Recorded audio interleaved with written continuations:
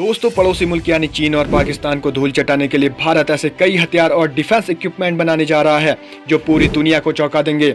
List तो लंबी चौड़ी है, लेकिन हम आपको भारत के 5 ऐसे हथियारों के बारे में बताएंगे जो बेहद सटीक और घातक होंगे। दुश्मन सपने में भी सरहद के इस पार कोई हरकत करने की नहीं सोचेगा, क्योंकि ये हथियार उसे नींद नहीं आने देंगे। ये वो हथियार हैं जिन पर दुनिया के सभी बड़े देश काम कर रहे हैं। दोस्तों, आज इस वीडियो में हम बात करेंगे इंडियाज फ्यूचर वेपन्स की। इस लिस्ट में सबसे पहले आता है hypersonic glide vehicle. Bharat hypersonic glide हथियार बना रहा है। इसका परीक्षण भी कर चुका है। रक्षा अनुसंधान और विकास संगठन DRDO ने मानव रहित स्क्रैमजेट का हाइपरसोनिक स्पीड फ्लाइट का सफल परीक्षण साल 2020 में किया था। इसे हाइपरसोनिक टेक्नोलॉजी डेमोन्स्ट्रेशन व्हीकल कहते हैं। जो विमान 6126 से लेकर 12251 किलोमीटर प्रति घंटा की रफ्तार से उड़ते हैं उसे हाइपरसोनिक विमान कहते हैं। भारत के HSTDV का परीक्षण 20 सेकंड से भी कम समय का था। इसकी स्पीड 7500 किलोमीटर प्रति घंटा थी। इसको भविष्य में बढ़ाया और घटाया भी जा सकता है।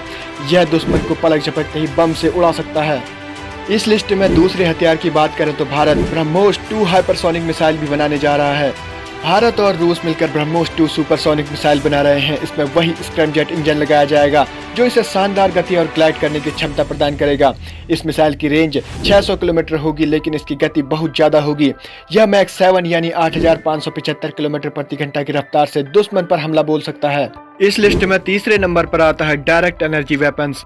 डायरेक्ट एनर्जी वेपन्स DEW ऐसे हथियार होते हैं जो किसी खास प्रकार की ऊर्जा को एकत्रित करते हुए पूरी ताकत के साथ एक ही टारगेट पर हमला करते हैं। इससे वह टारगेट जल जाता है या उसकी इलेक्ट्रॉनिक टेक्नोलॉजी, संचार सिस्टम, नेविगेशन प्रणाली आदि बेकार हो जाती है। इससे वह दिशा भ्रमित हो जाता है, अपने बेस से कनेक्ट नहीं कर पाता है। DEW से 2 तरह के हमले किए जाते हैं, पहला लेजर लाइट और दूसरा इलेक्ट्रोमैग्नेटिक वेव्स। DRDO एक ऐसे ही खुफिया प्रोजेक्ट पर काम कर रहा है जिसका नाम दुर्गा 2 है। इसके तहत भारतीय सेना को 100 किलोवाट की light weight direct energy system दिया जाएगा। अभी तक DRDO ने 25 किलोवाट लेजर हथियार बनाया है जो बैलिस्टिक मिसाइल पर 5 किलोमीटर दूर से हमला कर सकता है। अगला हथियार है लाइट वेट टैंक्स। भारतीय सेना पहले रूस के स्प्रूट लाइट टैंक्स के बारे में विचार कर रही थी, लेकिन अब DRDO और लॉरेंस एंड टुब्रो मिलकर वज्र होवित्जर तोप को हल्के टैंक में बदलने का प्रयास कर रहे हैं। 155 मिलीमीटर कैलिबर वाली वज्र होवित्जर से बनाए गए हल्के टैंक का फायदा ये होगा कि उसे ऊंचाई वाली रणभूमि तक पहुंचाया जा सकेगा। चीन से हुई पिछले संघर्षों के दौरान इसकी कमी महसूस हुई थी। भारत सरकार ने हाल ही में मैक 1 प्रोजेक्ट के तहत देश की कंपनियों को 9 डिफेंस प्रोजेक्ट दिए हैं। इसमें से 4 लाइट टैंक्स के हैं। चीन के साथ लद्दाख में हुए संघर्ष के बाद भारत ने वहां पर T-72 और T-90 टैंक्स तैनात किए थे।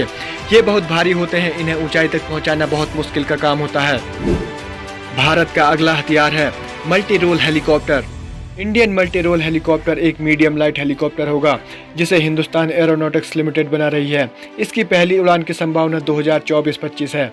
इसका यूज एंटी सबमरीन हवाई हमले, एंटी सरफेस, मिलिट्री ट्रांसपोर्ट और VIP ट्रांसपोर्ट में किया जाएगा। इसके आने के बाद रूस के Mi-17 और Mi-18 को सर्विस से धीरे धीरे हटाया जाएगा। दोस्तों, आपको यह जानकारी कैसी लगी कमेंट सेक्शन में जरूर बताएं। ऐसी ही और वीडियोस के लिए चैनल को सब्सक्राइब और वीडियो को लाइक करें।